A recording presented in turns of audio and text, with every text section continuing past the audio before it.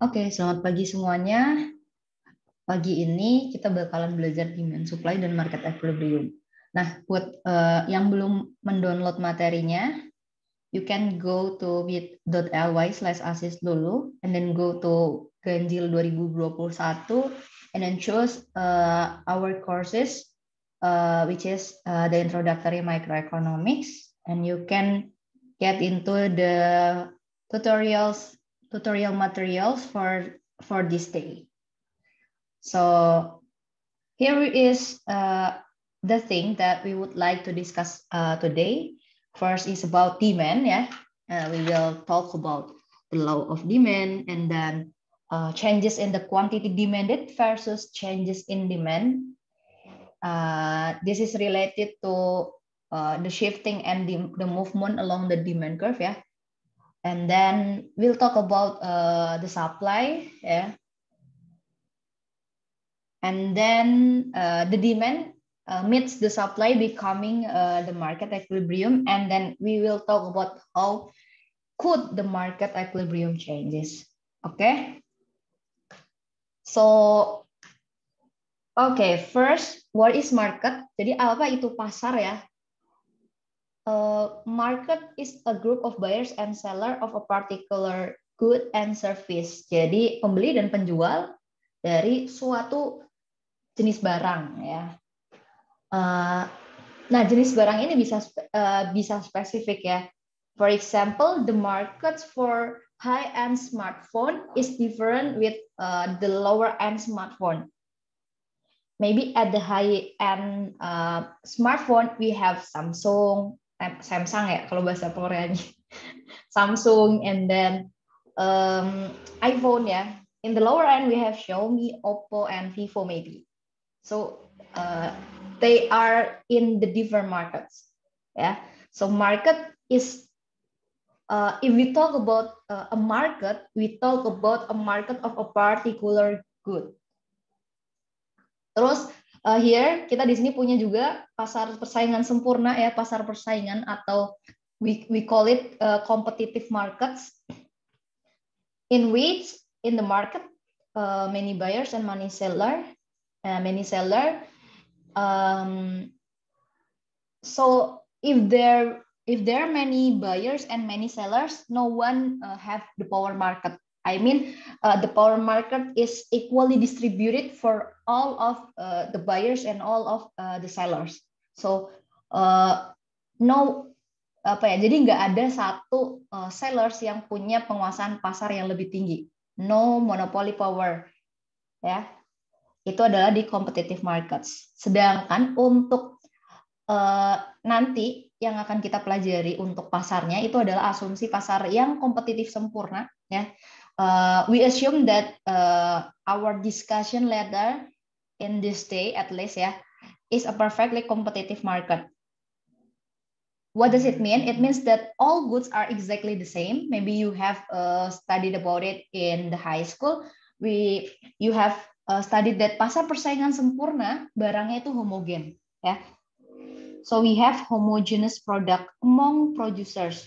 So all producers sell exactly the same products. Okay. So if the products are the same from one buyer into the other buyers, into the other seller, I mean, kalau misalnya penjual satu jual barang yang sama dengan penjual yang lain, ya kan sama nih. Jadi nggak bisa mereka buat tetapin harga yang lebih tinggi, ya. Oke, jadi because in the market they sell the homogeneous product, yeah, they cannot impose a higher price, cannot impose higher price. Why? Yeah, because actually there won't be a buyer for those things gitu ya. Jadi kalau misalnya tetapin harga yang lebih tinggi ya nggak ada yang mau beli lah. Ngapain, orang barangnya sama, ya. Jadi karena barangnya sama, ngapain aku harus beli barang di penjual yang menjual barang dengan harga yang lebih mahal. Because the goods are exactly the same, so consumer does not have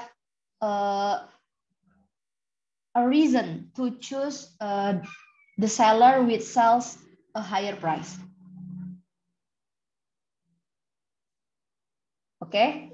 Nah, so the producer cannot impose a higher price, and also the producer cannot afford to impose a lower price. Jadi once the market equilibrium has what's that? Sekali keseimbangan pasarnya udah terbentuk, harganya udah terbentuk di situ ya, the price when the equilibrium did exist and we have a price equilibrium atau equilibrium price, we have a quantity equilibrium, the producer could not afford to impose a lower price. Why? Because they will suffer a loss ya. Oke, ya dia bakalan rugi lah kalau netapin harganya lebih rendah. Jadi the win-win solution is from what is the market equilibrium. Suppose that it is a market, yeah. It is the equilibrium in the market, and then if we draw the firm's curve, the firm will take whatever the price in the equilibrium. So here is the price for the equilibrium. For suppose it is 1,000. So yeah, the producer will take 1,000 rupiah ya as its price for the goods. Gitu. Jadi kalau harga yang terbentuk di pasar 1.000 ya mau nggak mau sih, mau tidak mau si perusahaan ini harus mengambil 1.000 itu sebagai harga yang dia mau pakai untuk jualan barangnya di pasar. Ya, this is the P. This is the quantity, the price, and then the quantity. Yeah. So different curve for market and firms. You have to highlight this curve. Yeah. Later we will talk about it in the perfectly competitive markets. We'll discuss it later when we talk about perfectly competitive market, monopolistic competitive market, and then oligopoly and monopoly. Ya, nanti kalau kita udah belajar jenis-jenis pasar, kita bakalan bahas kurva yang ini lebih lanjut. Oke. And then the third point, at the market price, buyers can buy all they want and sellers can sell all they want. Here at the market price, ya, saat harganya 1.000 ya, at 1,000 rupiah, there will be some amount of the quantity demanded ya. Ini kan kalau kita tarik garis price-nya 1.000, maka kita di sini bakalan ketemu kurva permintaan ya. If we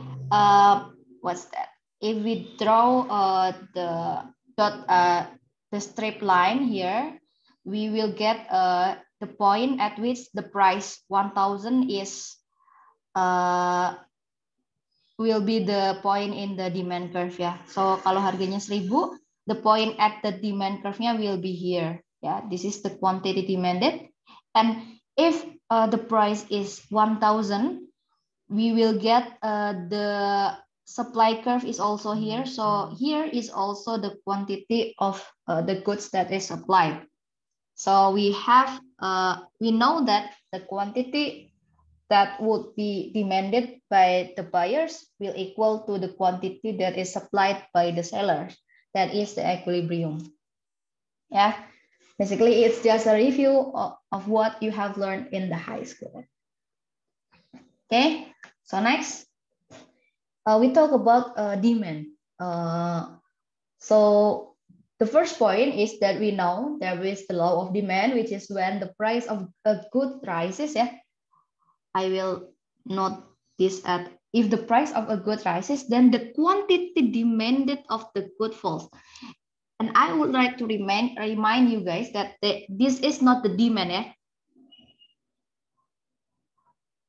Kalau kamu bilang ketika harga suatu barang naik, permintaannya akan turun, maka itu salah. Tapi kalau kamu bilang ketika harga naik, kuantitas yang diminta atau quantity demanded bakalan turun, itu benar. So be careful when you write down the law of the demand, because ya ini law-nya ya, law-nya itu adalah when the price of a good increase, the quantity demanded will decrease, not the demand ya. It is not like that. When the price increase, the demand decrease. Ya, ini bukan kayak gini. Ini salah nih ya. But the right one is when the price of the good rises ya, the quantity demanded will decrease. So if we have those kind of law, yeah, we have a negative relationship between price and quantity demanded, right? Here we have a negative relationship. When the price increase, the quantity of the goods demanded will be decreased. So here we have point A, yeah. Sorry, we have price A and we have price B. Here we have the price of the goods decrease, yeah. So if the price of the good decrease, suppose that if we have price A, we will have the quantity A over here, yeah. So based on the law of the demand, if the price is if the price is decreasing, we will have a price B, and then if the price is decreasing, the quantity demanded would like to increase. Yeah. So from QA we will move to QB, right? Yeah. So we have, when we have the price is PB, the quantity will be QB. So right here we have 2 points, A and B. And we connect those 2 points, we have the demand curve. Yeah. So from the law of the demand, we could draw the demand curve. Okay. The demand curve is a graph that shows the relationship between the price of a good and the quantity of demanded of that goods. So based on the law of the demand, and we schedule the price and the demand, yeah. We schedule the demand. We will get the demand curve, and we know that it is a downward sloping, atau dia menurun dari kiri atas ke kanan bawah. Ya. Ya, gimana sih bahasa Indonesia kiri atas ke kanan bawah ya? Kiri atas ke kanan bawah. Or at mathematics, if we talk about math, we have a negative slope here, atau gradiennya negatif ya. Kemiringan garisnya negatif. Slope is a gradient at mathematics, atau kemiringan garis. Oke? Okay? Nah, if we talk about market demand is the sum of all individual demand for a good or service. Yeah. And here market demand curve sum the individual demand curves horizontally. How is the summation? Yeah, suppose that we have Catherine, Nicholas in the markets. Only Catherine and Nicholas. If the price of the ice cream cone is 0, Catherine will demand 12 of the ice cream, and Nicholas will demand 7. So the market that is only consisted of Catherine and Nicholas, yeah. This is only Cat and Nick. Okay. So the demand when the price of the ice cream is 0, the market demand will be 19. Yeah, this is the summation. So we sum at price 0. Okay, at price 0, Catherine is 12, and then at price 0, Nicholas is 7. So in the market, if the price is 0, the quantity demanded would be 12 plus 7, which is 19 here. Okay, 19 here. Yeah. Or in the book, yeah, I think this is Parkin 1, yeah, bukunya Pak Parkin, yeah.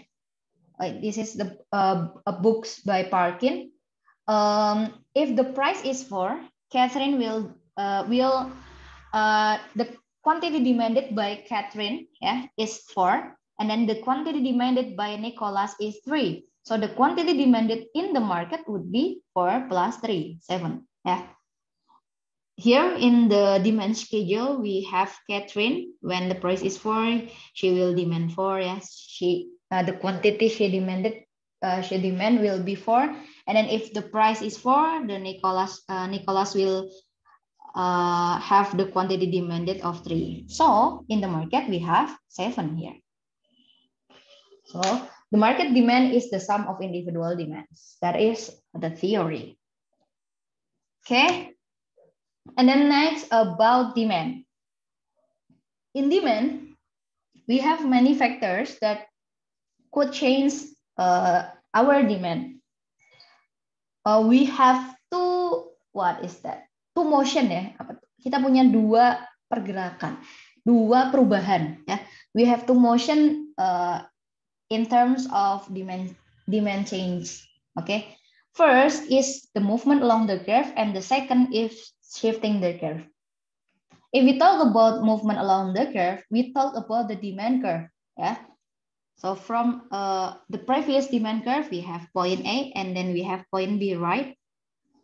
Here we have PA, and here we have PP.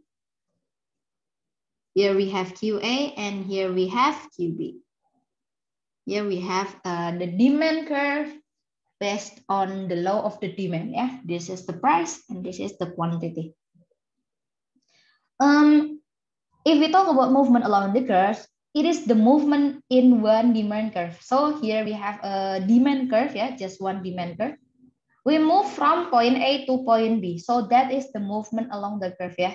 We move from point A in the same curve to the point B, which is point B is at the same curve like point A. This is what we call as movement along the curve. So along the curve, we move the point, gitu ya. Along the curve, we move the point from point A to point B. Why point A move to point B? Because here we decrease our price, right? So the causes of moving from one point to another point along the same curve is because of the changes in its harga barang itu sendiri ya. The price of own goods, apa sih?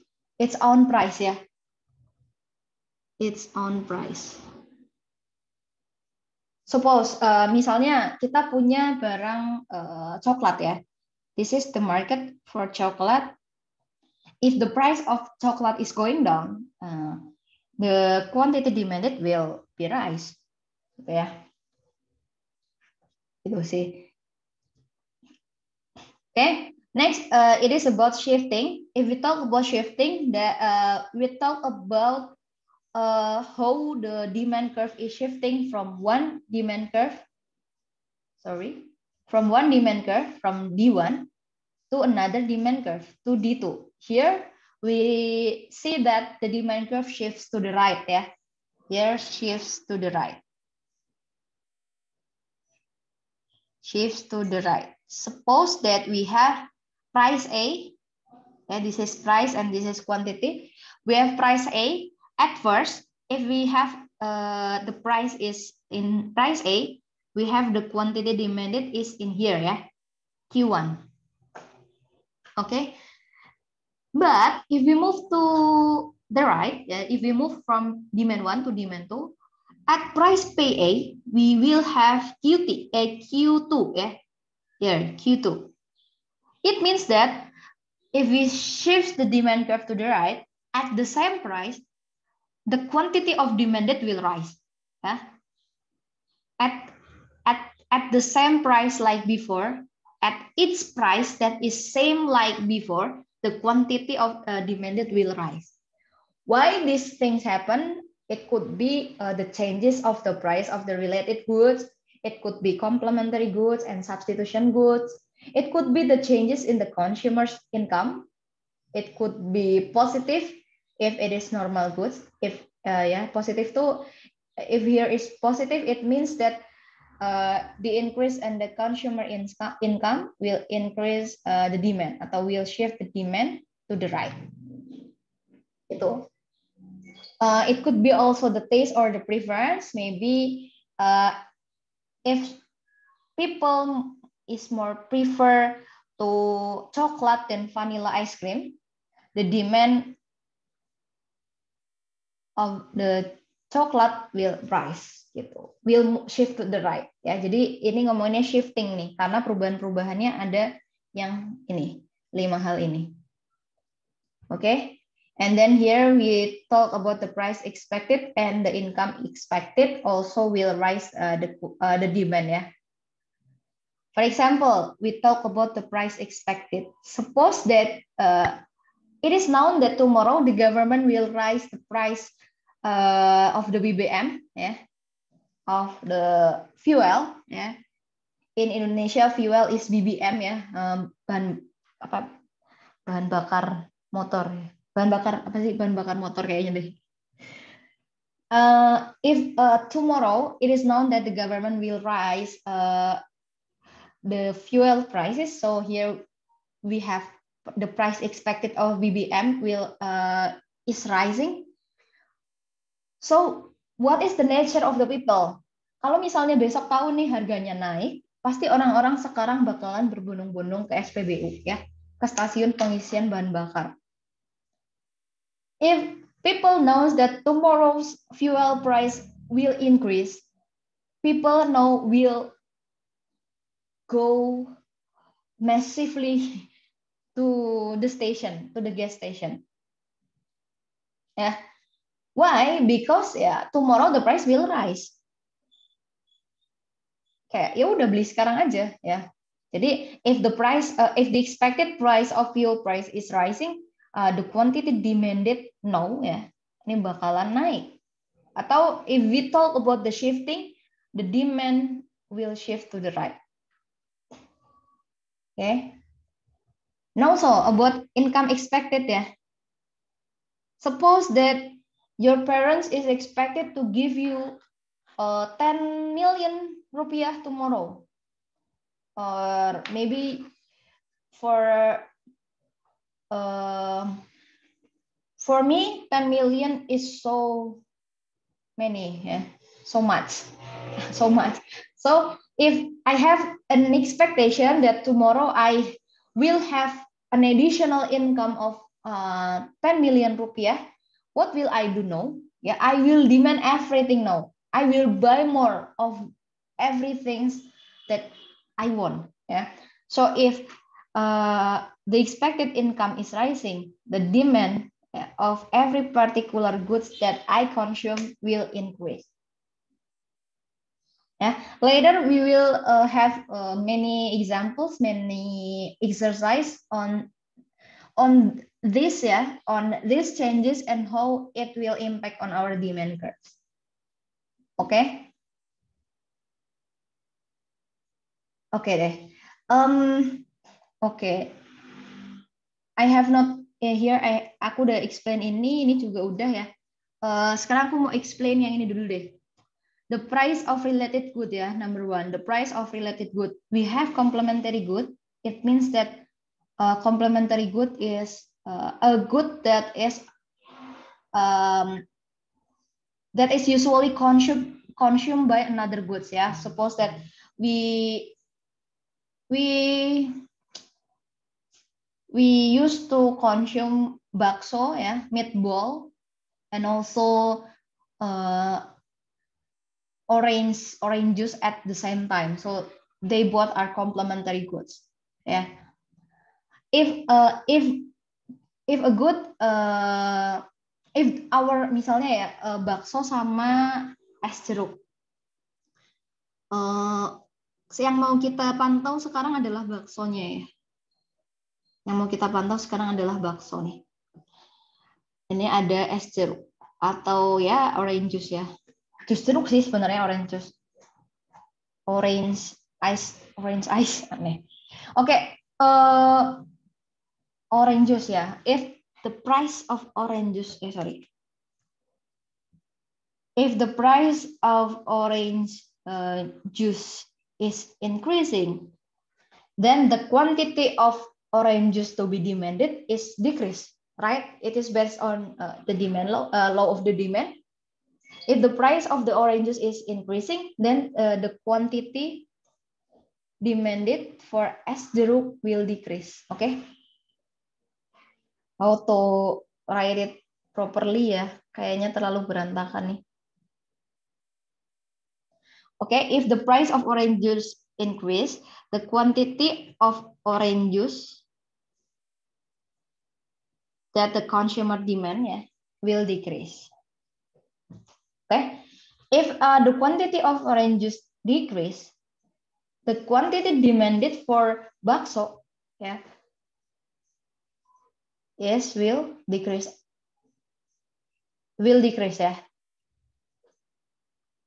So here we see that if the price of the complementary good is increasing, it will bring some impacts to the quantity of demanded of bakso. Ya, jadi kalau harga barang komplemennya naik atau turun, pasti bakalan mempengaruhi kuantitas bakso yang diminta. Nah, here at the market of the bakso, if the demand is decreasing, the demand curve will shift to the left. Yeah. That is for complementary good. For substitution good, maybe we have what is that? Samsung and Apple. Yeah.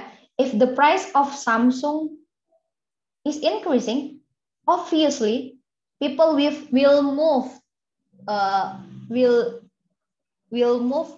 to Apple. Yeah. So the quantity of Apple demanded will be rise atau will be increasing. In the demand curve, we'll see that the demand curve will shift to the right. Yeah, because why? Because the demand is increasing. Here in bakso, the demand is decreasing. So the demand shift to the left. Yeah. So if the demand decrease, it will shift to the right, the left. Yeah. If decrease, shift to the left. If increase, shift to the right. Okay. Okay, this is the price of related goods, and then number 2 is the price of is the consumer's income. If one good is a normal good, if we have more income, we will consume more that goods, or the demand of that goods will increase. But if the goods is inferior, if our income increase, the quantity demanded of, suppose it is what is that? Flip-flop ya. Flip-flop kayaknya sendal jepit kan ya? Will decrease. So the demand will shift to the left. Here at the factors causing shifting, we will see that the effect will be shifting the demand curve. Okay. So this is the picture of a demand curve that shifts to the right and shifts to the right and shifts to the left. Okay, this is the shifting, shifting to the left, and this is the movement along the curve, from point A to point C. Before we have the movement from point A to point B, when the price is decreasing. Now we have a picture of what will happen if the price is increasing. If the price is increasing, then the quantity demanded will be decrease. Okay. Now we talk about supply. We also have here the law of supply. If the price of good is increasing, the quantity supplied by the seller will increase. Wait. Okay. If the price of a good rises, the quantity supplied of the good will rises also. Why? Because sellers will have more, what is that? More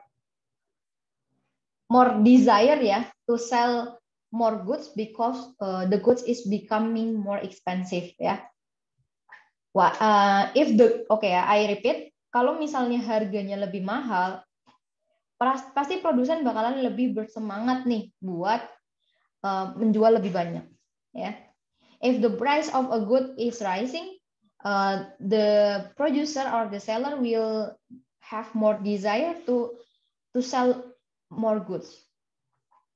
Inversely, we could say that if the price of a good is decreasing, penjualnya bakalan males jual banyak-banyak. Ya, if the price is decreasing, the quantity of supply, ya, the seller will supply less quantity of that goods because they will not benefit more. Yeah. They will not have the profit more. It's good. So here we have, if we talk about the law of the supply, So if the price increase, maybe from point A to point B, yeah, we have PA and PB here.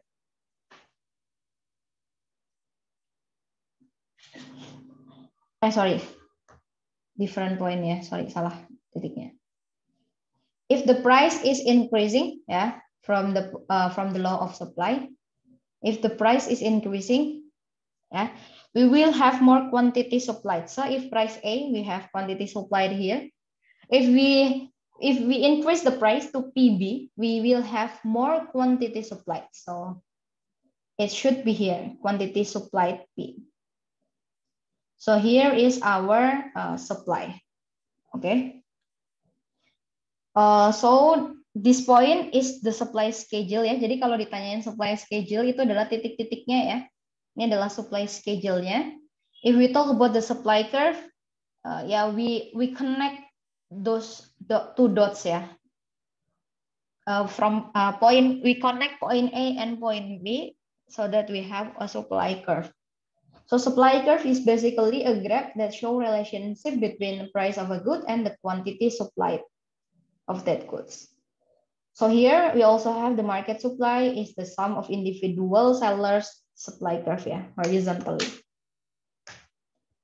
Here, if the market is only consists of Ben and Jerry who sells the product, maybe at price 4 ya, if the price of the ice cream is 4, Ben will supply 3 of that goods and Jerry will supply 4 of that goods. So here we have the market supply, the market quantity supplied in price 4 will be 7. Yeah.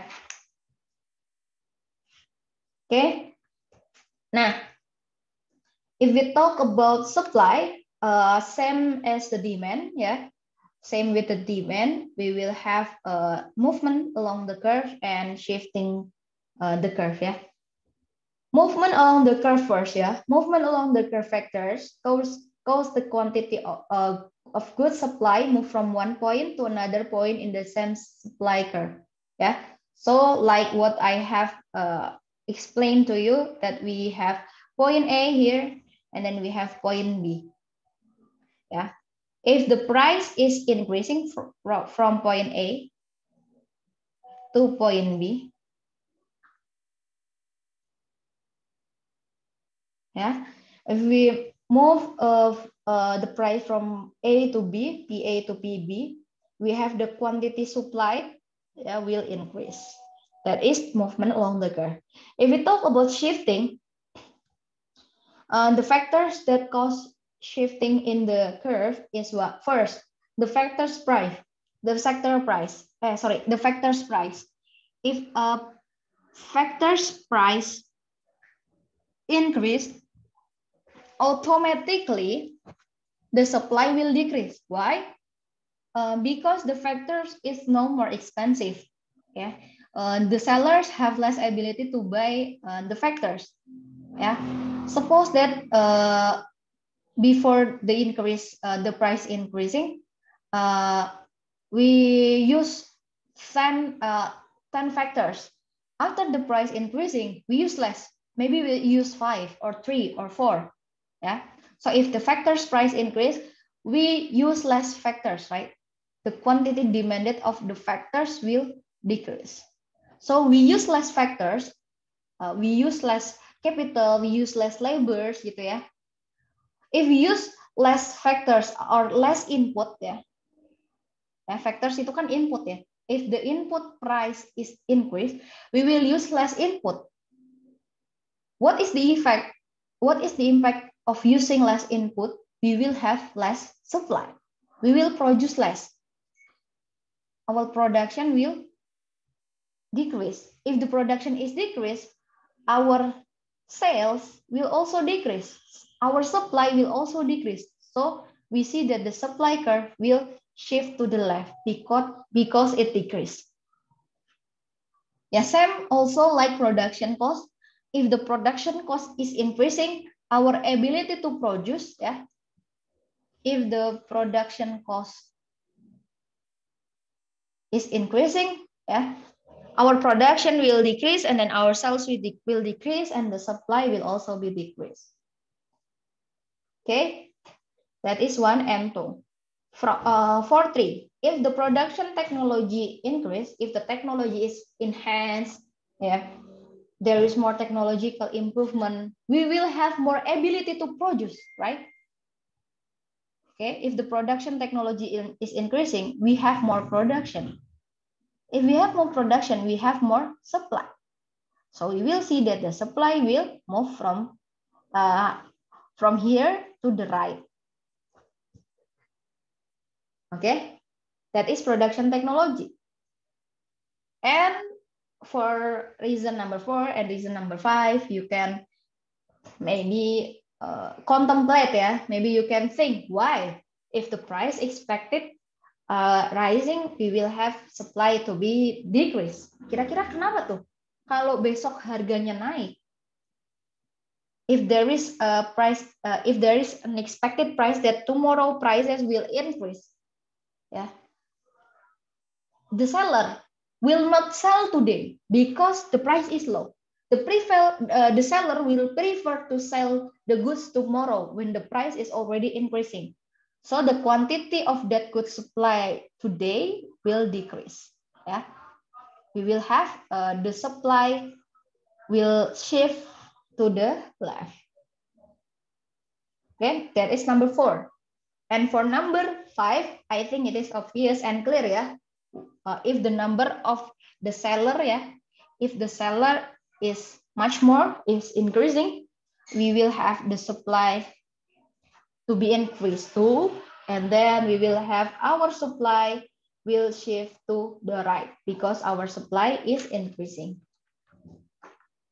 Is there any question from supply and demand?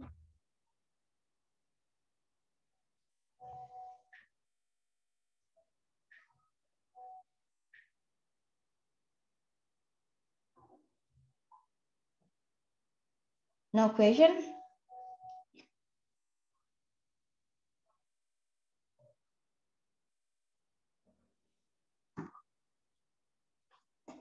No question. Okay deh. Nah, this is the shift, and yeah, now we talk about the equilibrium, yeah. The equilibrium will happen at this titik keseimbangan atau titik equilibrium akan tercapai pada titik ini nih. Saat QD sama dengan QS atau saat PD sama dengan PS. Ya, saat QD sama dengan QS dan saat PD sama dengan PS. So it means that the quantity that consumer is willing to demand is the same like the quantity of seller of the quantity that seller will sell gitu ya. Okay, the price is also the same. The price of goods demanded is the same like the price supplied. Here we have the equilibrium is the, what is that? The intersection, yeah, the intersection between the supply curve and the demand curve. That will always be the equilibrium price. Okay. From those equilibrium, we have consumer surplus and producer surplus. Here, the consumer surplus is the area below the demand and above the price, above the equilibrium price. Yeah. So here is the equilibrium price. The consumer surplus is area above the equilibrium price and below the demand. So here is our consumer surplus.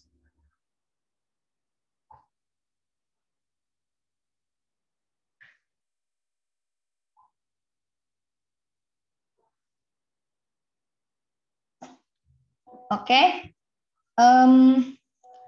So producer surplus, yeah, is the area below the price and above the supply curve. If I explain about the consumer surplus, suppose that the equilibrium price of a smartphone is 5 million rupiah, and then you as the consumer go into the store, yeah, go into the phone store, and then you see that the equilibrium price is 5 million. Meanwhile, you bring 10 million with you. It means that your willingness to pay, yeah, your WTP, WTP, yeah, your willingness to pay, you are able to pay that smartphone with 7 million. Actually, ya, sebenarnya kamu bisa nih beli smartphone itu dengan harga 7 juta. Tapi harganya cuma 5 juta nih. Actually, you can buy the smartphone at 7 million, but the equilibrium price is only 5 million. So you are happy, right? You have a margin here, 2 million. Kamu punya selisih 2 juta yang bisa kamu pakai buat ditabung aja. So we say that 2 million rupiah is the consumer surplus, is your consumer surplus, is your surplus, ya. Jadi kalau misalnya kamu bisa punya uang 7 juta, tapi harga pasarnya cuma 5 juta, ya selisihnya itu namanya adalah surplus konsumen kamu. If we combine all people consumer surplus, the total area will be at this kind of triangle, ya. Same as consumer, this is producer, ya. If the smartphone equilibrium price is 5 million, and then we have Xiaomi here, yeah. Xiaomi can produce, can produce and then sell their smartphone at only 4 million rupiah. So here, Samsung experience a surplus 1 juta. Or 1 million, ya. Jadi if Xiaomi can produce at 4 million rupiah, meanwhile the equilibrium price is 5 million, Xiaomi will have a surplus here at amount of 1 million rupiah. Okay, that is producer surplus. So producer surplus happens because Xiaomi actually can sell at 5 million rupiah because, yeah, that is the production cost, yeah. But the equilibrium price is above the price that Xiaomi could sell. That is the surplus of Xiaomi, or the surplus of the producer. If we combine all the producer surplus, we will have this kind of triangle here. Yeah. So that is a consumer surplus and producer surplus. Next. We will analyze how some event affects the equilibrium in a market. Yeah, the first step is deciding whether the event shifts the supply, the demand curve, or both. Ya, kita lihat dulu nih, ketika ada kejadian itu tuh bikin supply-nya yang bergeser, demand-nya yang bergeser, atau dua-duanya bergeser. Nah, nanti kalau sudah bergeser, maka kita perlu nandain, ya. Second, we decide geser ke kanan atau geser ke kiri. We decide whether the curve shifts to the right or to the left. And then third, we use supply and demand diagram to compare our initial equilibrium and our new equilibrium. That's the step.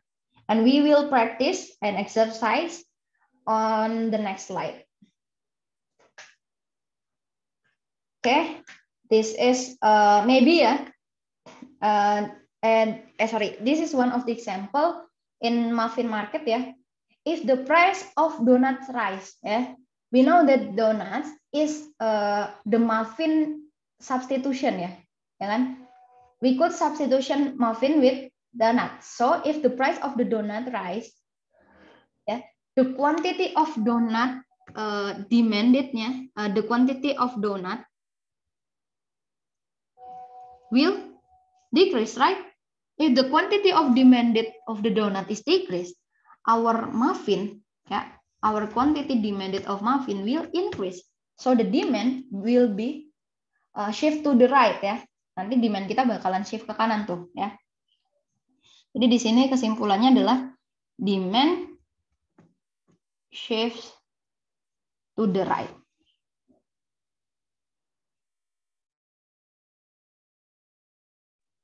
Okay, that is the effect of increasing price of donuts. No, new technology. New technology reduces production cost. Okay, new technology tadi if there is new technology, it will increase our capacity of production, ya, right? If there is new technology, our production will increase.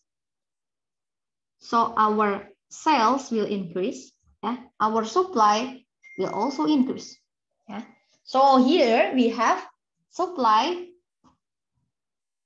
shift to the right. Okay, here supply shift to the right, yeah. So what is the effect? Both curves, demand and also supply, both will shift to the right. Okay, that is the example from muffin market. Okay, so here we know the initial equilibrium. The initial equilibrium is here, yeah. When supply 1 meets demand 1, here is the initial equilibrium. Or let's note the point with E1, yeah. And then we spot also the new equilibrium, yeah, which is the new equilibrium, is the intersection between supply 2 and demand 2. Here we have equilibrium 2 atau E2. Yeah. So here from E1 consists of price 1 and Q1, yeah, quantity 1, and E2 consists of equilibrium price 2 and equilibrium quantity equilibrium 2. Here we could see that the price increased from P1 to P2, and the quantity was also increased from Q1 to Q2. So the events increasing donut price and new technology enhancement, it makes our price rising and our quantity to be rise also.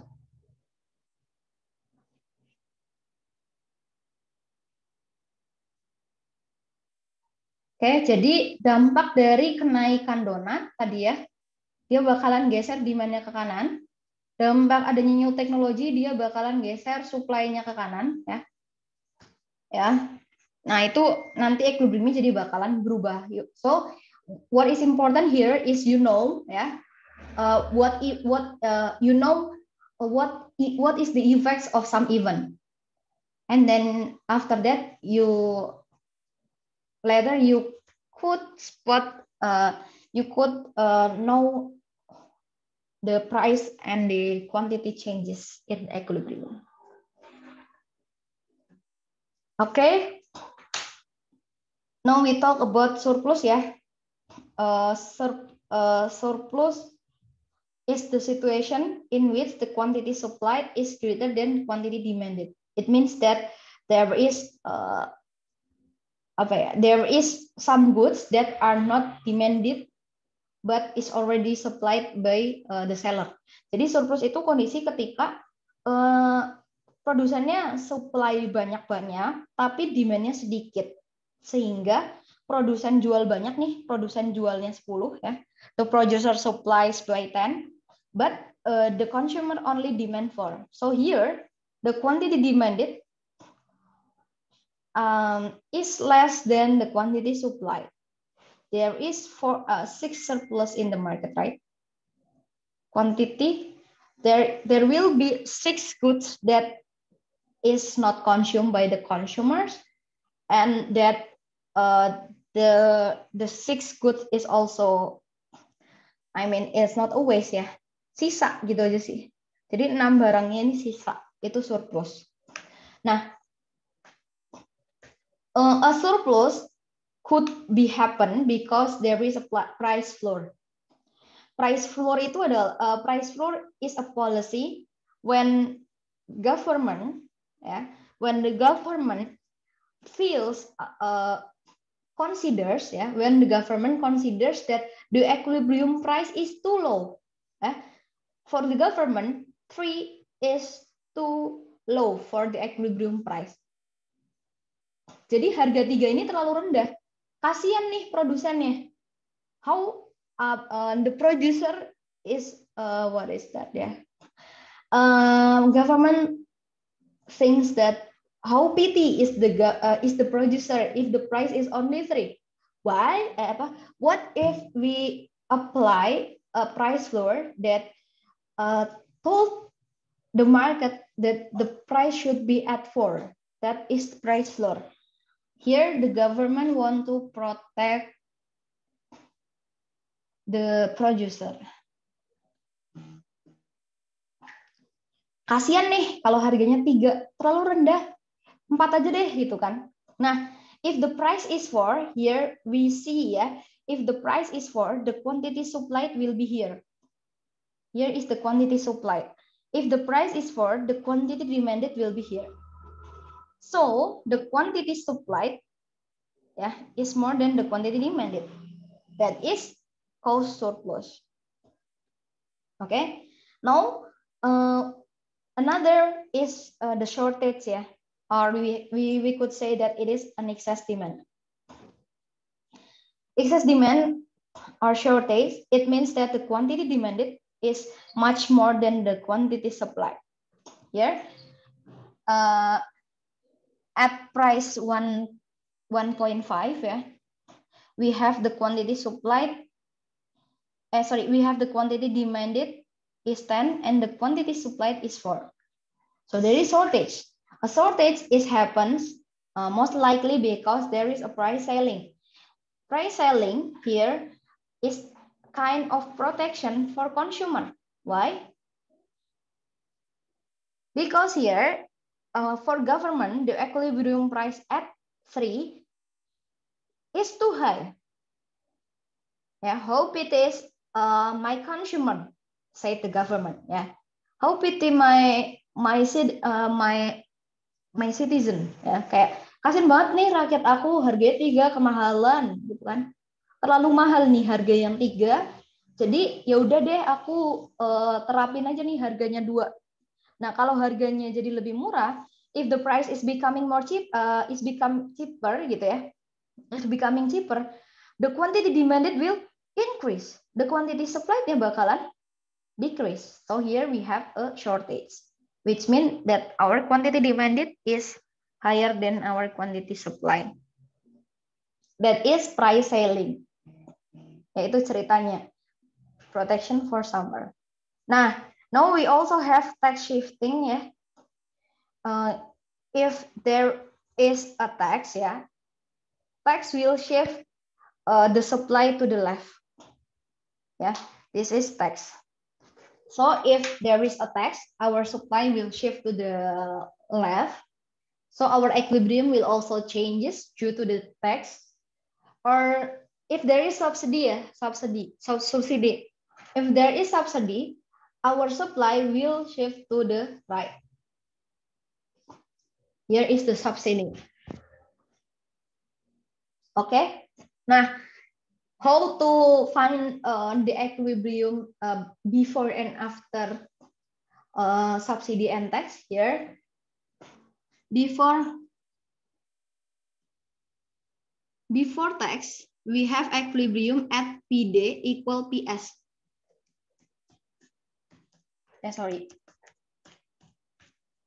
Before tax, we have equilibrium. Equilibrium happens at PD atau price demanded equals price supplied. This is before tax. But after tax per unit after per unit tax, we will have PD equal to PS plus tax. That is for your guidance to find after tax per unit equilibrium. That is equilibrium after tax. What if subsidy? Before subsidy, same before tax ya, sama kayak sebelum tax, we have equilibrium at PD equal PS. But after subsidy, we have price demanded equal price supplied minus the subsidy.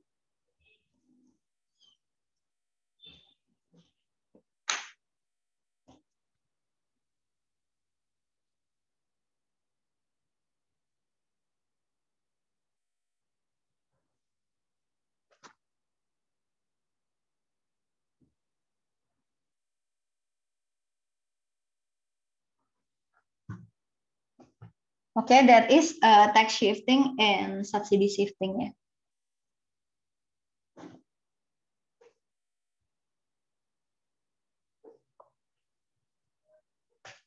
Oke, nah ini adalah contoh soal ya. Nanti kamu boleh pakai langkah yang aku tunjukin di sini ya.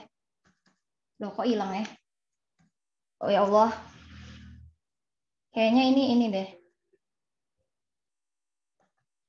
Oh. The PowerPoint is lagging. Right. PD equal PS ya. After tax. Ini penting soalnya. PD equal PS plus tax. Before subsidy. PD equal PS.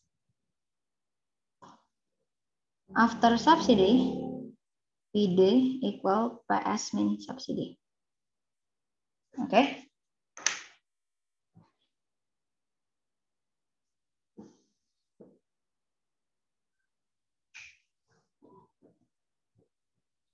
Oke. Nah sekarang ya kita coba latihan. Yang ini nanti kalian coba hitung sendiri ya. Sebenarnya ini kayaknya sih nggak bakalan ditanya kalau untuk di PE ya, tapi mungkin bakalan ditanya untuk di madasnya ya. Nanti kalian coba hitung-hitung sendiri pakai langkah-langkah yang aku jelasin di sini ya, pakai titik ini buat ngerjain yang ini. So you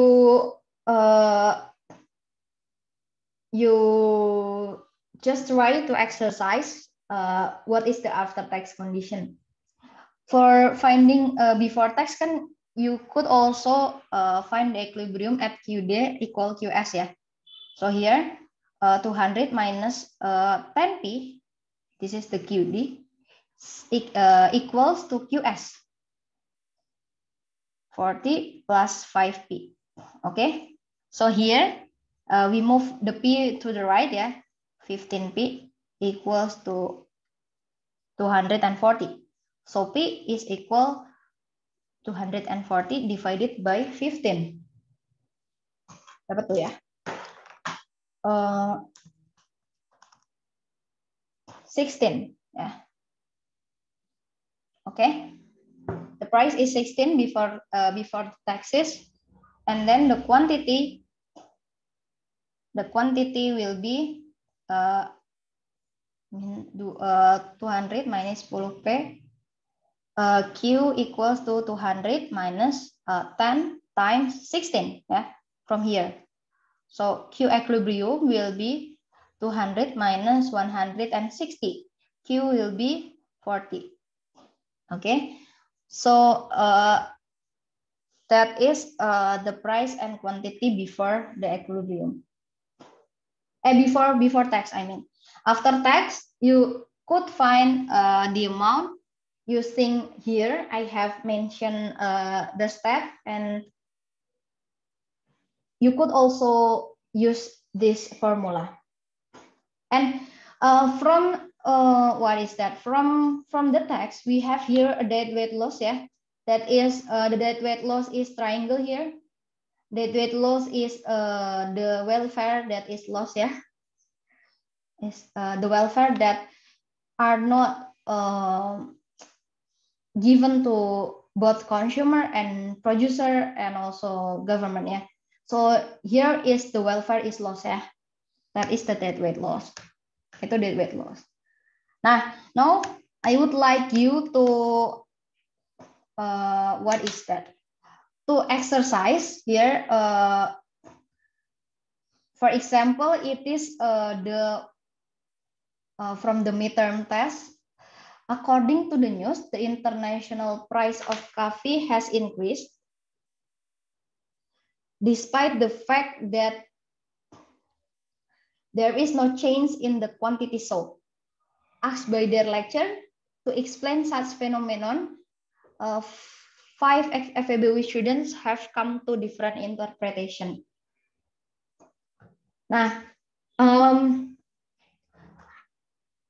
jadi kalau dari soalnya ini, the international price of coffee has increased, ya, equilibriumnya increase, and the quantity no change, ya, the quantity no change. 5 FEBUI students have come to different interpretation. Okay, Rara said that the demand has increased. The supply is perfectly inelastic. So for Rara,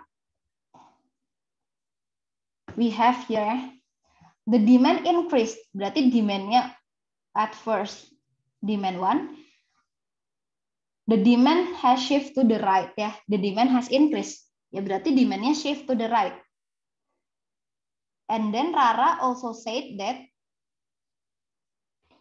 the supply is, however, perfectly inelastic. Perfectly inelastic supply curve is like that, ya. So in here, if the supply is perfectly inelastic and the demand shift to the right, yeah, we have here equilibrium 1, and we have here equilibrium 2. From equilibrium 1 to equilibrium 2, yeah, you could see that what is here? The price is increased, right? The price is increased, but the quantity constant. So Rara could be right. Yeah. What is being asked in this question is, whom do you think has the right answer? Yeah. So Rara might have the right answer. Okay, Rara might have the perfect answer. Bentar ya, tunggu sebentar ya. Aku mau, I will stop the share screen for a minute. Wait.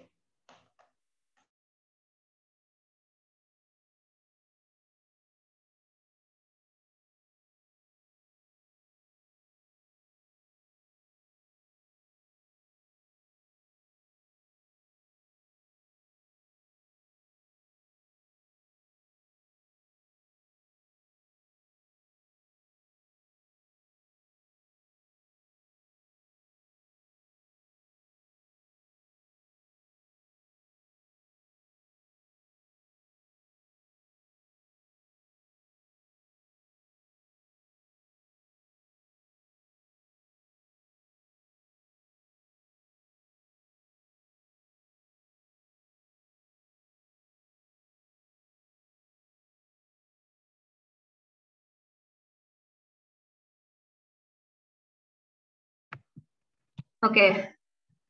Hi guys.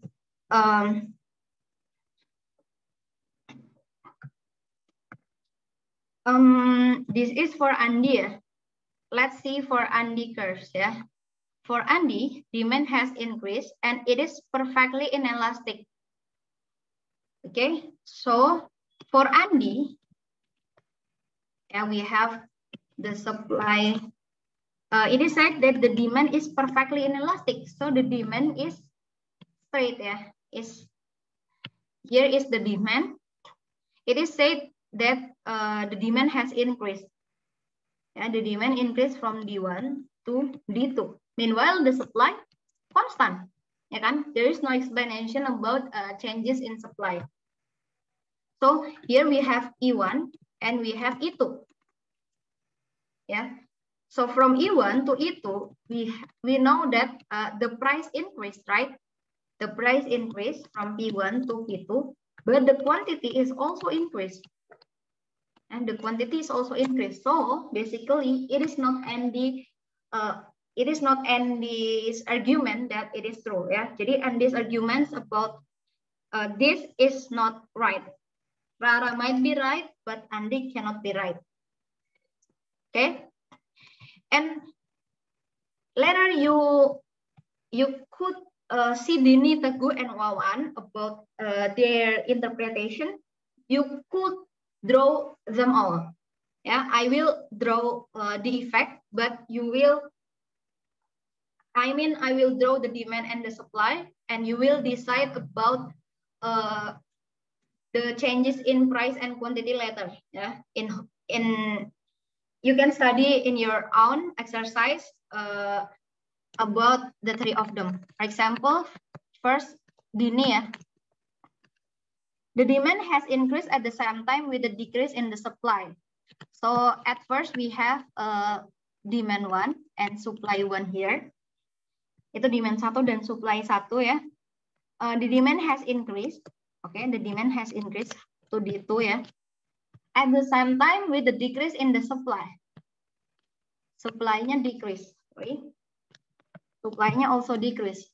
So we have equilibrium 1 here, yeah, equilibrium 1 from the intersection between supply 1 and demand 1. And we have also equilibrium 2 here, yeah. In the equilibrium 2 is the intersection between supply 2 and demand 2. Okay.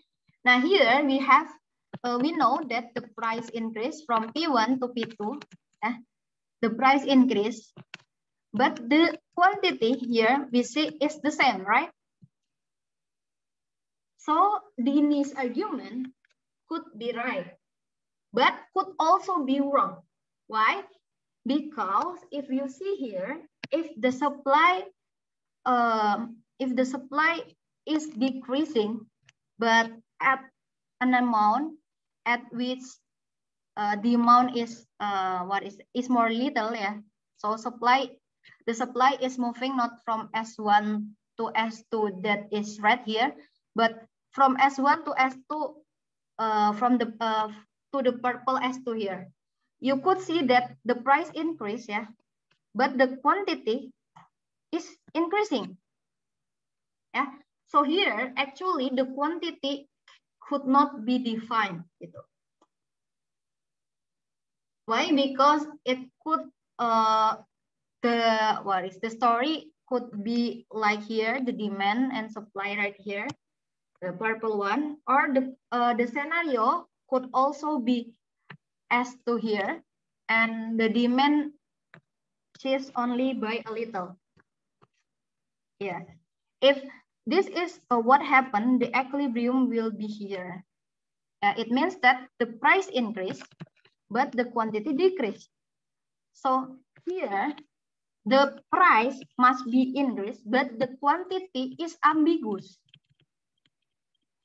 The quantity can be constant if we see the red intersection between supply 2 and demand 2, but the quantity could be decreased if we see the blue one, yeah, and the quantity could be increased if we see the purple one. Yeah, so that is ambiguous.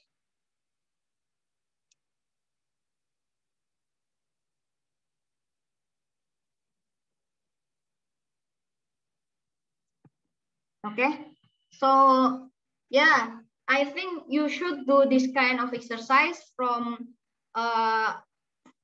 UTS 17-18, ya. And then UTS 18-19, you should do more exercise about this ya. Maybe kayaknya next tutorial I will explain about the exercise aja ya daripada materialsnya, karena sepertinya Bu Femi juga menjelaskannya udah cukup baik sih. Oke deh.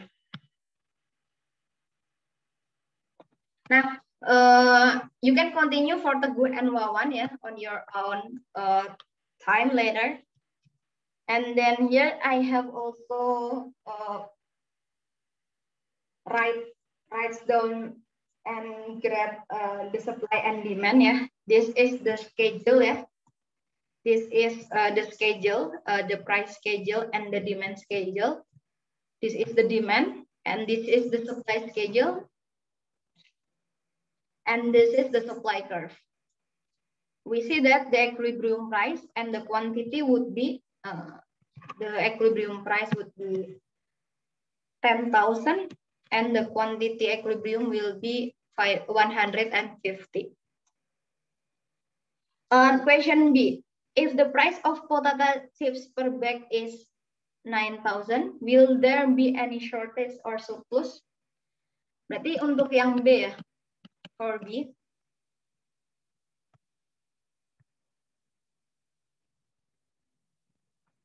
Wait. For B ya, at price 6,000 here, at price 6,000, saat price 6,000 we have a quantity demanded, nih ya, quantity demandednya 160, quantity supplied-nya 140. So, consumer demand 160, but the producer could only supply by 140.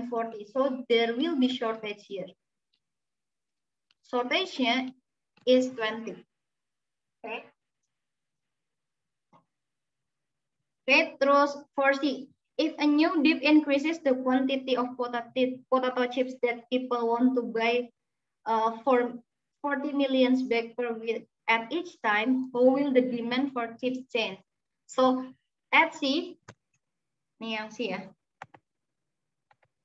For C, at its price here ya, at its price, the quantity of chips that people want to buy or people want to demand is increased by 40 million bags. Jadi misalnya saat harganya 10.000, when the price is 10,000, if at first the quantity demanded is 120, it will add by 40. Yeah, it will add by 40. So our demand will shift to ini 10 gitu ya, ini 20, ini 30, and it is 40. Jadi at price at 10,000, the quantity demanded will be here. At 9,000 also will be here. So this is our demand. Gitu ya. Nah, boleh dilihat dulu sebentar ya.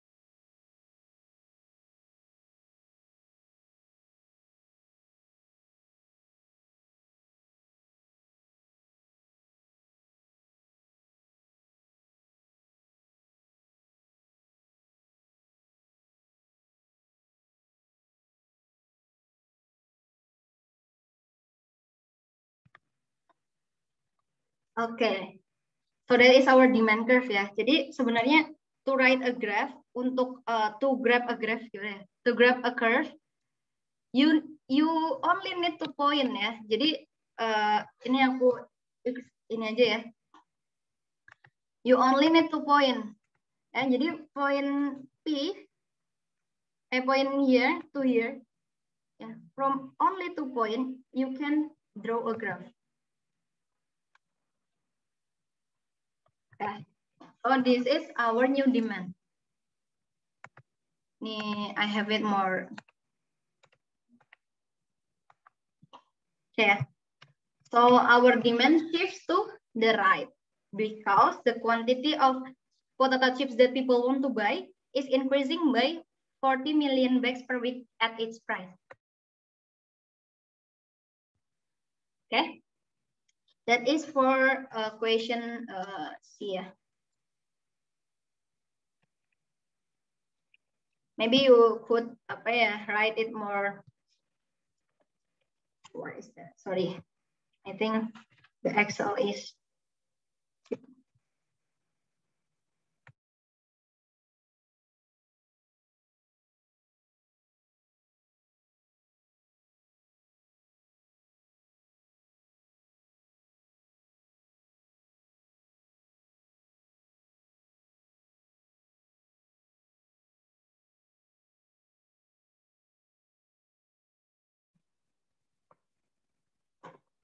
Oke, kayaknya ini nge-lag ya PPT-nya nih.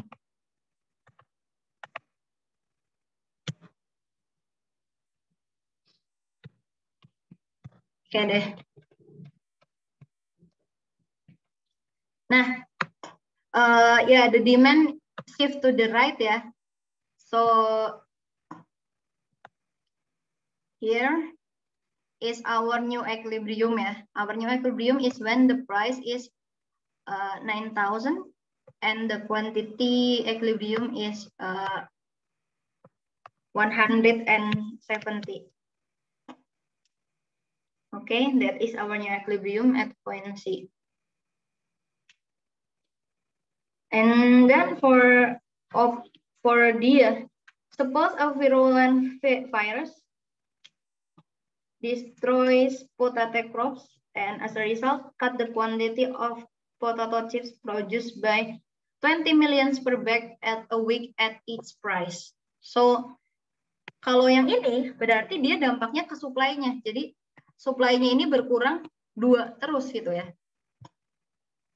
Ya, sorry, misalnya dari awalnya tadinya supply kita di sini gitu ya. Awalnya supply kita di sini, dia bakalan bergeser 2 nih di setiap titik. Jadi bakalan di sini, terus di sini juga, terus di sini. Nah, kita tarik garis aja. Ini adalah supply kita yang baru. Ya. Nah, ini supply kita yang baru. Nah, nanti kamu boleh tuh menjelasin, you could also explain the changing of the equilibrium. Although here it is not asked ya. It is not asked. Dia cuma in here what is being asked is how will the demand change and how will the supply change. Actually kamu cuma nunjukin supply-nya geser ke kiri sama demand-nya geser ke kanan is enough. Ya. You grab the new supply and the new demand, it is enough. Ya, demand 1, demand 2, supply 1, supply 2. Gitu.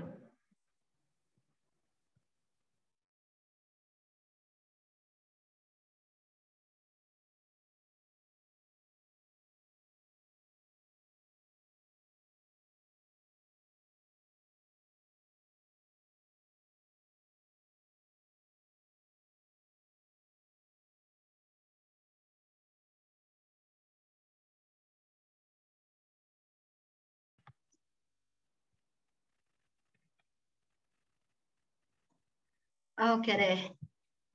Ya, I think you can exercise more and write it more clearly at your notebooks ya, because my explanation is so nggak rapi. Nanti kalian rapin aja sendiri ya.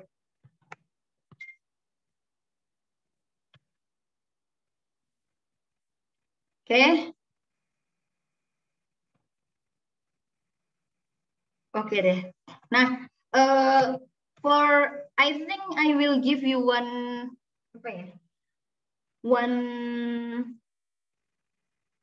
exercise before midterm test.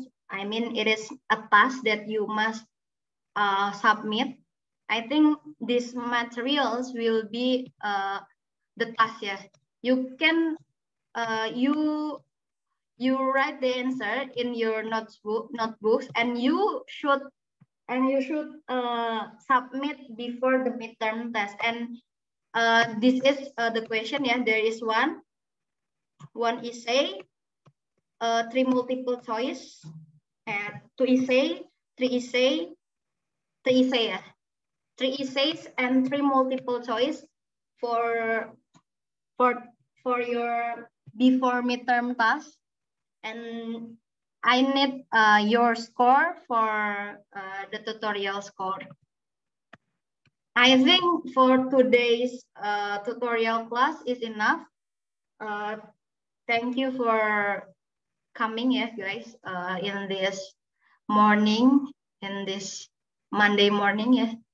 Maybe it's you supposed to be still sleeping, or maybe you can study another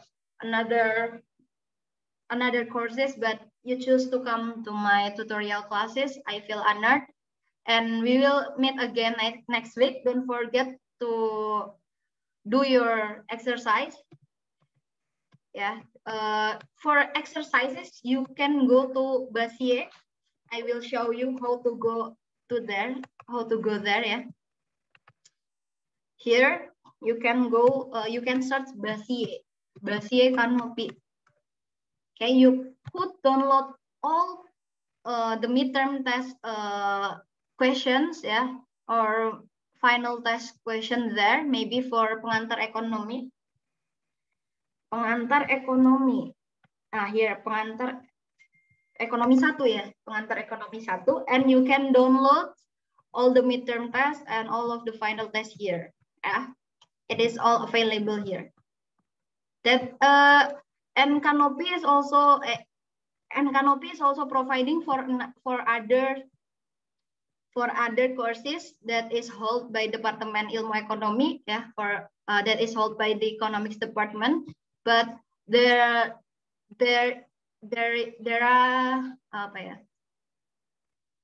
But they don't provide for courses from the accounting department or from the management department.